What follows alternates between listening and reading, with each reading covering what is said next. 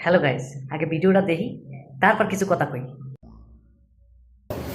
আপনার আরে সঙ্গে ভাই পাইলেই কি আমার আমার নাকি আজব আপনার তো সঙ্গে- আপনারা আপনার- আজব আজব প্রশ্ন করতেছেন কি লিগা ইয়াবা পাইছে মানে কি আমার ইয়াবা কার হ্যাঁ? তাহলে গাড়ি কার? ইয়াবা আমার না, ও কিনছে ও খাইছে। ওর নাম আমি কি? ওর নাম শুনেন একটা কথা বলি, আমি জাস্ট ওর ফ্রেন্ড তাই বললে আমি এই পর্যন্ত আসি, থানায় পাড়া দিছি, আমি ওইখান থেকে চলে যেতে পারতাম। আমি একজন আর্টিস্ট, ওকে, আমার ডান্সার, আমার সবকিছু আছে।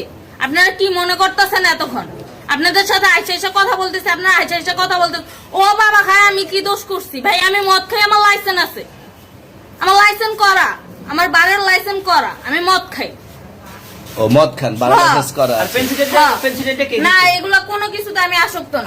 আপনার সঙ্গীর নাম কি? Just আমি ট্যুর দিতে আইছি। সঙ্গীর নাম ভাই কি? ট্যুর দিতে আইসা যে আপনাদের এখানে যে এরকম মানে কেচালে ফাইসা যে আমি বারবার বলতেছি যে আমি মাদকে আসক্ত না, তবু আপনারা জোর করবো আমারে খালি ঠুসাইতাছেন ওই রাইতে ঠিক মানে কি পায়া লইছে? তুলে আসছেন কোথায়? এখানে তুলে ভাই আসছেন মাইয়া কোথায়? মানুষ একলা পায়া কি পায়া লইছে? মুই কি এই দেশে বসবাস করি? এই দেশে জন্মাইছি? মুই তো জানিই না যে বাংলাদেশে মদ খাওয়ার লাইসেন্স দেয়।